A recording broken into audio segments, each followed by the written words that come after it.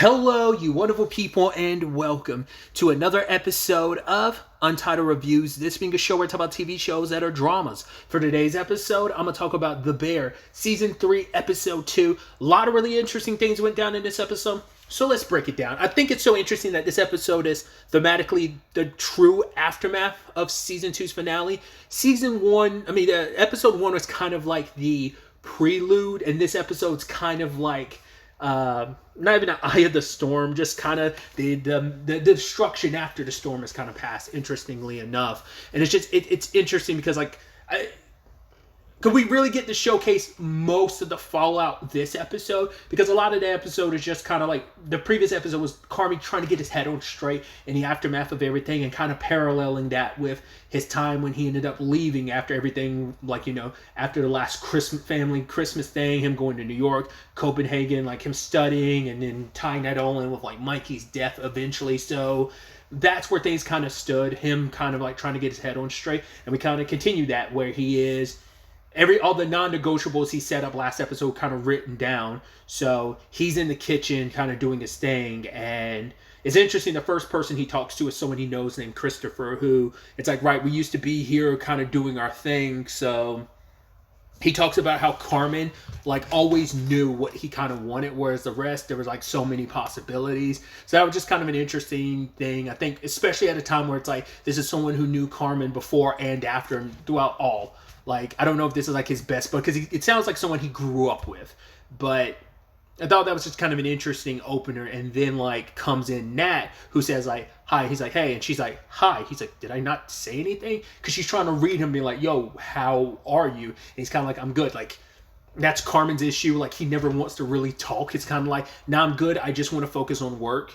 It's what we end up finding out about Carmen this episode is that he felt like, I was so off my game last season. I took my eyes off the ball. I dropped, especially with that story Jimmy told last season, that whole metaphor he told him. And, it was what's the word I'm looking for? The parable that he ended up kind of, telling him last season. But yeah, he took his eye off the ball, and now he's trying to overcorrect, and maybe he's going to in the extreme other direction. Like, Carmen has not found that middle ground. He thought last season he was kind of juggling that middle ground, and he juggled it horribly. But it's like, now it's like, I think season 1 he was on one side of the pendulum. Season 2 he was trying to balance in the middle but couldn't find that right rhythm and flow. And this season I think he's going so far to the other side of it that when Sid comes in, who I love that whole intro with her dad, where he's like, okay, you got bathroom time, but like, what if your bathroom time cuts into my bathroom time because I need it right now? So he's like, yeah, I went to Ricky's and it tore up my stomach. She's like, stop going to Ricky's. I will bring you food. So Ricky's like tears up your stomach, and she's like, that's a whole gross situation I don't want to have to deal with. So it's like, when you get done, can you just put my toothbrush back in the bathroom? So I love that whole deal. I even love that he, like, at one point, she's like, oh, did you take your meds? And did she mouse to herself? No. And then he's like, yeah, I'm going to take them in a bit. She's like, I knew it. And then at one point he had said, like, I love you, chef. And she was almost kind of like, shut up. I know what you're doing. But either way, after Nat and Carmen kind of had their back, and of course she talks about the fact is she's a little freaked out. It's like, yeah, it's pretty early in the morning, but there's some stuff she wants to get off her shoulder, because it does tend to always, well, I'm about to say tend to be, Nat's always been the one that's like asking how Carmen's doing, but Carmen's like explained it in season 1 of, it feels insane because he doesn't know how to really explain how he's feeling. But also he's at a point of, he doesn't know, it's not I don't know how to explain how I'm feeling. It's, I just don't want to talk about how I'm feeling. There is a difference there. Not being able to describe that feeling versus I'm just not going to talk about it. I'm going to bury myself in my work. What I should have done last season, but I got so caught up in my feels and everything that it's just like, that's not in the cards for me. This is what I got. This is what I'm going to put my everything into. It's what I should have done before, and I failed miserably. I'm not going to take my eye off the ball again. Like I said, just heavily over correcting from last season's mistakes. But Nat talks about the fact that she's kind of nervous bringing, it's like, right, our kid's going to be here in like 2 months. And it becomes a situation of, well, She just wants to push a button and kind of be able to kind of move past all the BS. And I love that Carmen's like, yeah, this ain't an 8 o'clock in the morning conversation. This is a 4 p.m. conversation. She's like, yeah, it is. Sid comes in and is trying to figure out Carmi's whole thing, because it's like, right here are the non-negotiables, which she's like, yo, this looks insane. Wait, you want to change the menu every single day? And it's like, yeah, because he's like, you wanted that Michelin star. You made that perfectly clear at the top of last season. You wanted that Michelin star. Well, this is what we're going to do. We're going to, like, basically Carmen, he kind of made the same points last season where he was like, hey, I'm doing everything that you wanted to, but it still led to clashing between him and Sid. And he's doing the same thing now where it's like, no, I'm doing everything you wanted, right? But it also is like, wait, what are all these dishes? It's like, these are stuff that Sid had worked on, but he modified them. It's like, once again, that notion from Joel McHale's character of subtracting. He's removing stuff, and he's like this and that. And even Sid's like, okay, I see where you're going with that. It's still a spit in the face because, once again, Carmen's making unilateral decisions, not talking to Sid about it. But it's also the thing of, I was kind of working it. These are my dishes. These are things I spent time on, even though Carmen's like, they're our dishes. But it's like she kind of spent time on them, especially because Carmen was out of the mix a lot last season. So it feels a little bleh when it's like, okay, you're taking stuff that I was making. Yeah, you might be making it better, but it's like, we could have that conversation. You don't need to just be, working the midnight oil and changing everything to modify the dishes. Because there's also a slight, because it's like, right, I put my thing on, like I put my own heart and soul into this, and now it's like, here you are. Yeah, you might be making it better, but it still kind of feels like, I hope that what I'm trying to explain is coming across a lot more clearly than I think it is. And I just love the whole thing of everyone in the kitchen filing in one by one amongst kind of our ensemble cast of this whole situation, because all the while, Carm and Sid are kind of having this back and forth about things, comes in Richard. Richie is not happy about everything. He hasn't forgiven Carm. It's like, we're not good, we're not Gucci. And it's just kind of like this back and forth. And something I think is kind of important to note, because Carmi calls him out being like, at no point has Richard apologized to me.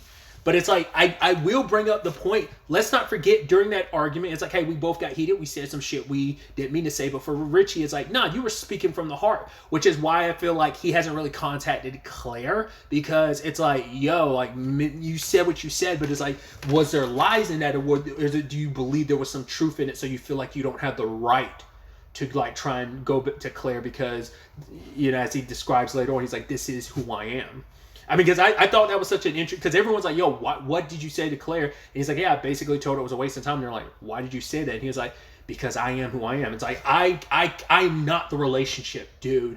I'm too messed up. I'm too broken from my heavily effed up dysfunctional family. I am the way I am, and I'm not going to do Claire any good being with her. In fact, I'm going to drag her down. So it's like, I might as well I'm not meant to be that person. No matter how much I like her, no matter how much I love her, that doesn't mean anything when I'm as messed up as I am. I'm too messed up and too broken to be happy in a lot of ways. But my point, why I was bringing up the stuff with Richie, is at no point did Richie ever acknowledge what he said in the argument. The thing that made Carmen really pop off is when he's like, okay, Donna. He doesn't let anyone know that that's what he had said. I mean, at least not it didn't come up in that conversation, but that, Carmen was already going ham, going crazy a little bit, but that's what sent him over the edge. Because it's like, because at one point, Richard was like, I keep going back and forth between Richie and Richard, because a lot of that conversation, they're calling him Richard, but he says, they're like, oh, no one's calling you crazy, Carm, which obviously, understandably, why that word would trigger him. He doesn't want to be called crazy with everything, especially with his mom. Of course, that's it's going to be kind of a triggering word. But then he said, let's ask Claire Bear if you're not crazy. And even Richard was like, yo. And he was like, yo, that was actually a little low. And Sid's like, a little? It's like, even he recognized it, because I think with his relationship with Tiff, I guess he also knows, I'm kind of a little wild and out of pocket with my relationships, so pot meet kettle type of situation. But also maybe on some level, he remember, like I said, calling him Donna is the worst thing, because how messed up, Donna's got her own issues and what that's kind of transferred over to her children.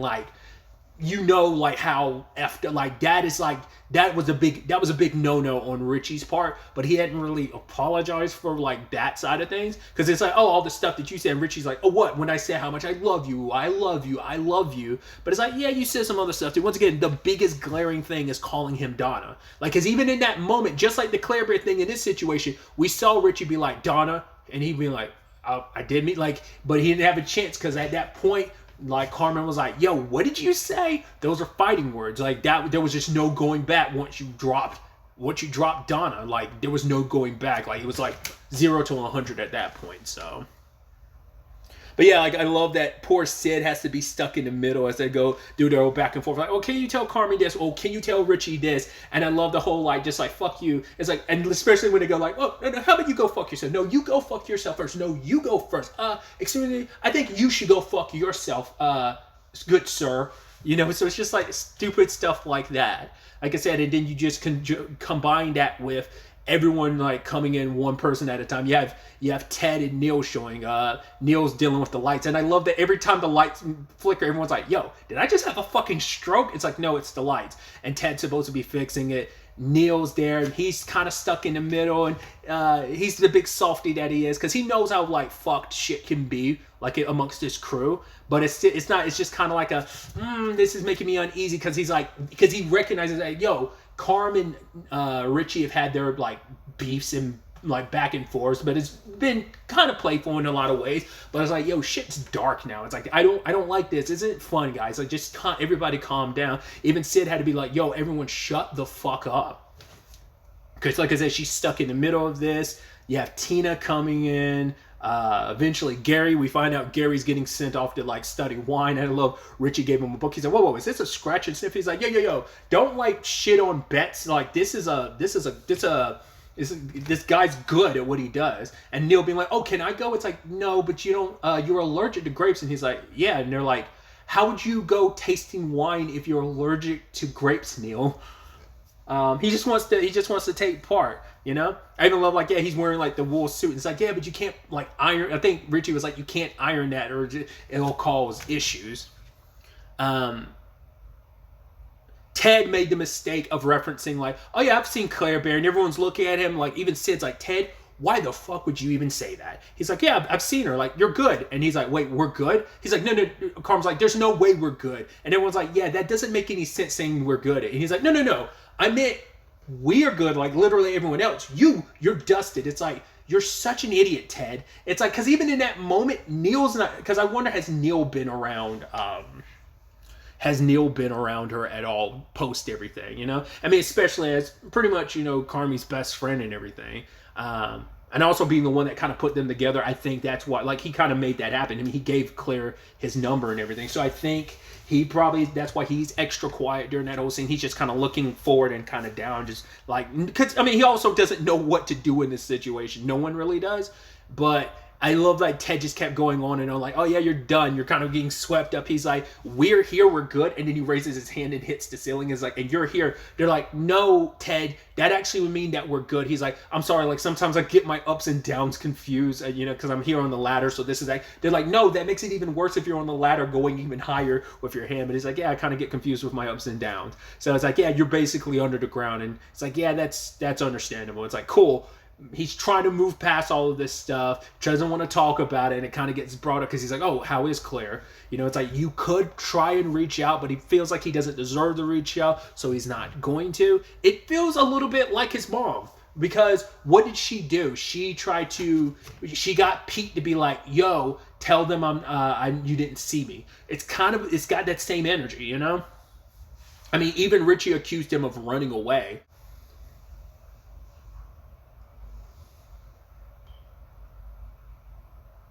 Which they also, like, Richie and Carm also had that beef about how, like, at the beginning of the first episode of this season, Carmen was adjusting everything on the outside, like outside of the kitchen at the front. And it's kind of like, no, that's my territory. Richie's like, that's my territory, so don't mess with it. It's like, yeah, but there was really no, like, it's not what he was saying, but basically, like, the feng shui and, like, the way stuff was positioned, it was like too many flowers and stuff. He's like, everything was kind of fucked, so I made it better. I fixed it. Also, Carm is trying to get Sid to sign some kind of paperwork. And it's like, yeah, it would basically mean that Sid, Carmi, and Nat, it would properly document-wise delineate how much each member owns. And it's like, it kind of puts it more in writing rather than just kind of being in like a word. And instead, like, it's like documented-wise, like who, like how, much each person owns. And it kind of means something to Sid, but I think with everything going on, it's kind of like, why are you doing that? I mean, it's cool, but she's also just kind of like, is this really the right time? Are you in the right headspace to be kind of making these points in conversations? I do love that basically, with the exception of Sid, like with her dad, the rest of the episode purely takes place in the kitchen. It's a single location for the entire episode. Like, we don't switch location. Once Sid comes into work, we stay in the kitchen. That's the only outside like shot you get. I mean, with the exception of all the B-roll we get at like in the opening of the episode. So I even love Richie's perspective on like, well, he calls out Carmen, well, because Carmen had a suggestion about the whole tipping thing of like, right, the things are going to be like 175 plus tip. And then Richie's kind of like wants to say something, but he's like, honestly, I agree with the payment and stuff like that. But he's like, but on top of that, fuck you. And it's like, okay, they're like, you just had to say something. He's like, affirmative, I did. But he even says like he's kind of not too keen on the whole tipping culture, and they're like, he's like, yeah, it's fucked, and they're like, why is that? Like, I legitimately want to know why. He's like, yeah, you're basically telling a professional, basically by determination of like how they do their job, you're going to determine whether or not you're going to affect how much they get paid, especially in a server situation. Most of your income when as a server is going to come from like tips mainly. I don't know how that flows with the rest of the staff, like the coaching and stuff. I don't think they go on a tipping basis. Obviously, they have like a minimum wage and stuff, but everyone else kind of agreed with that whole notion. I mean, obviously, tipping's pretty big here in the U.S. I'm not sure internationally. The only place I know for sure it's not really a thing.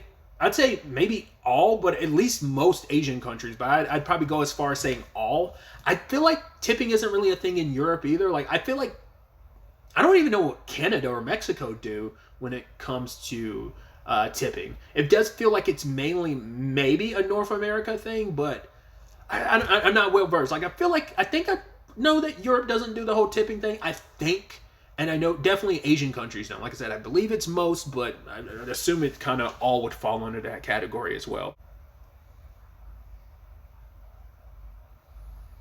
You know what I thought was interesting too? Like, the one person who wasn't a part of these conversations at all was Ibra. Because he came into work and he was not a part of any of these conversations.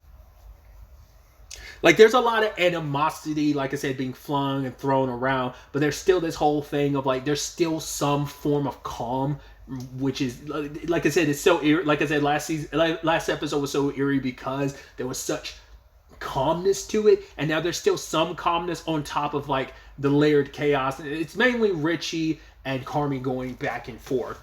Because, like I said, just things are kind of fucked in that regard. And like I said, a lot of like stuff stopped the moment Carmi made that remark about like, I am who I am. Like, everyone, you can see the look on Nat's face, even Sid, everyone has like that concerned look, and no one's saying anything in that moment. Like, there was quiet because everyone's like, Jesus, Carm, because no one, like, because Gary was like, yo, we all know, like, could we have like a little group chat so everyone knows, like, yo, shit went down with Claire. Because even Cicero was like, wait, what?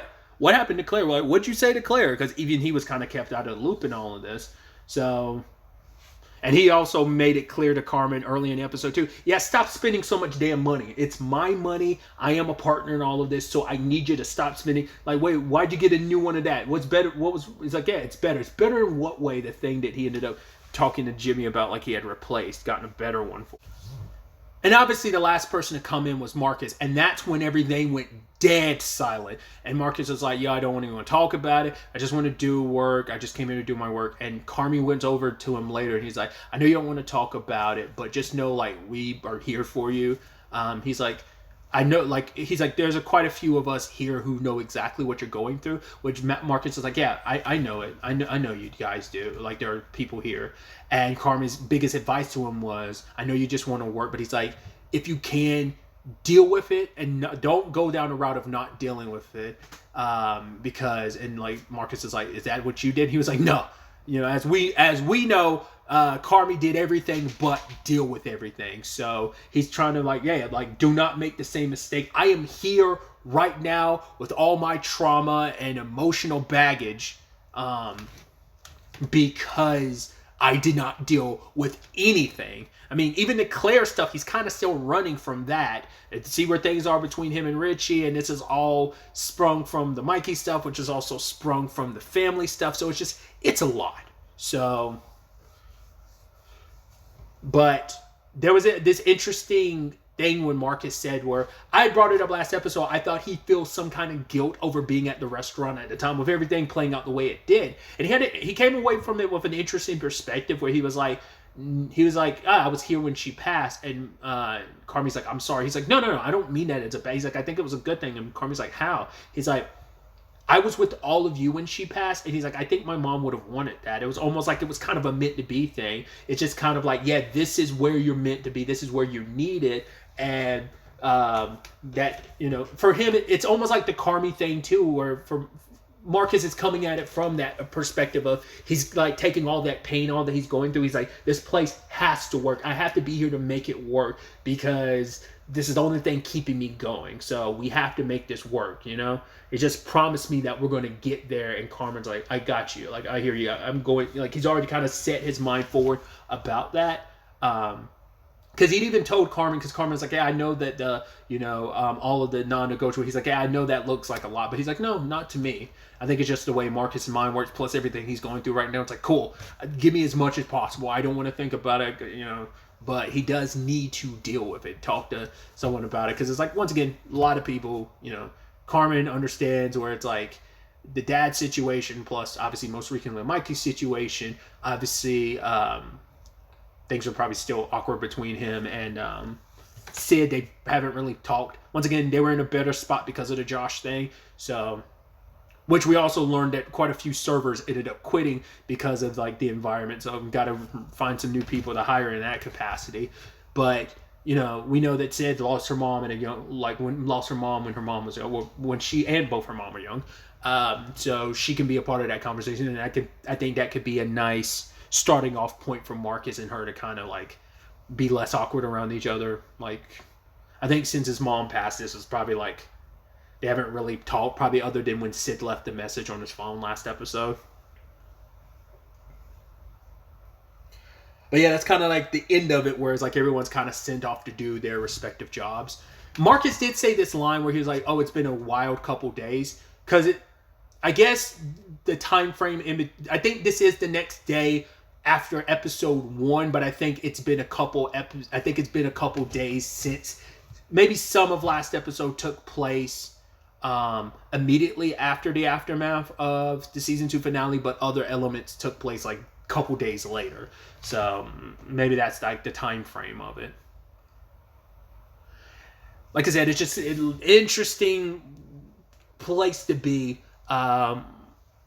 It's going to be interesting to see the continued fallout of all of this, or was this kind of like the brunt of it, but there's no way it's not going to trickle out in other episodes, especially with everything Carmi's got set up with the non-negotiables, changing the menu like every day, and he's saying that they can do it, and going for the Michelin star, just what that means, what that all turns into, the Claire stuff. There are just a lot of moving pieces to this situation, so it's going to be definitely interesting to see how the next episode, but also the rest of the season kind of plays out, pulling from, you know, the threads of all of this, you know. But really, that's all I want to talk about. Till the next time we meet, be happy, be safe, live life to the fullest, and enjoy it. Good day, and goodbye.